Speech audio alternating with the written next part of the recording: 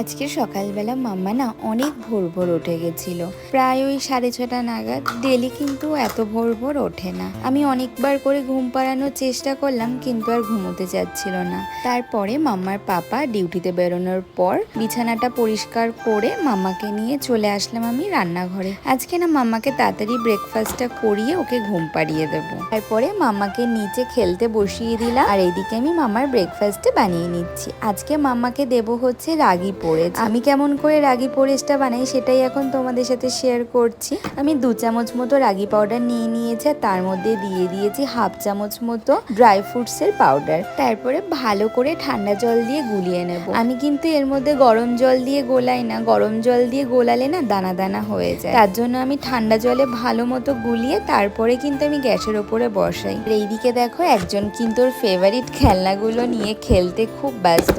রান্নাঘরে আসলে ওর এগুলোই চাই, এগুলো নিয়েই ও খেলবে। আর ওইদিকে কিন্তু আমার রাগিটা হচ্ছে, আর রাগি কিন্তু কন্টিনিউ নাড়িয়ে যেতে হয়, নয়তো না জমাট বেঁধে যায়। তারপরে একটা কলার পিউরি করে আমি কিন্তু রাগির মধ্যে মিশিয়ে নিয়েছিলাম, আর এইদিকে কিন্তু হয়ে গেছে রাগি পোরেজ বানানো, আর সাথে নিয়ে নিলাম জল। এখন মাম্মাকে নিয়ে গিয়ে ওর ব্রেকফাস্টটা করিয়ে দেবো, কারণ ওর না অলরেডি দেখছি ঘুম ঘুম পাচ্ছে। তো তাড়াতাড়ি করে ব্রেকফাস্টটা করিয়ে তারপরে ওকে ফ্রেশ করিয়ে তারপরে কিন্তু ওকে ঘুম পাড়াতে হবে। আর আজকে সকাল থেকে না ওকে ফ্রেশ করানো হয়নি, তার কারণ সকালবেলা দেখলাম বিছানাটা পরিষ্কার করে তাড়াতাড়ি করে মাম্মাকে ব্রেকফাস্টটা করিয়ে দিই। তার জন্য ওর আর জামা কাপড় চেঞ্জ করা হয়নি, একবারে খাইয়ে দাইয়ে তারপরে জামা কাপড়টা চেঞ্জ করে দেবো।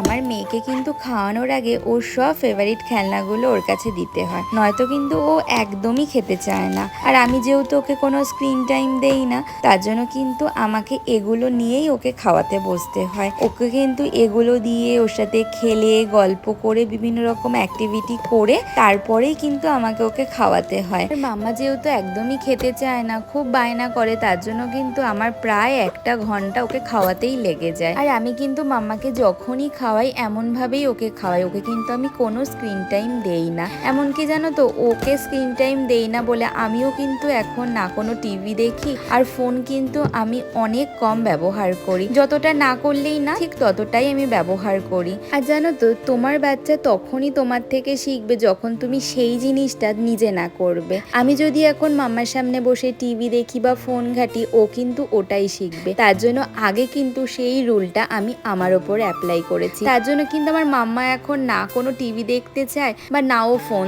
ধরে। আমি কিন্তু এমন করেই মাম্মাকে কোনো স্ক্রিন টাইম দেই না, আর যতদিন আমার পক্ষে সম্ভব হবে আমি কিন্তু ততদিন মাম্মাকে কোনো স্ক্রিন টাইম দেব না। তারপরে মাম্মাকে ঘুম পাড়িয়ে এখন আমি বাদবাকি আমার কাজগুলো করে নেব।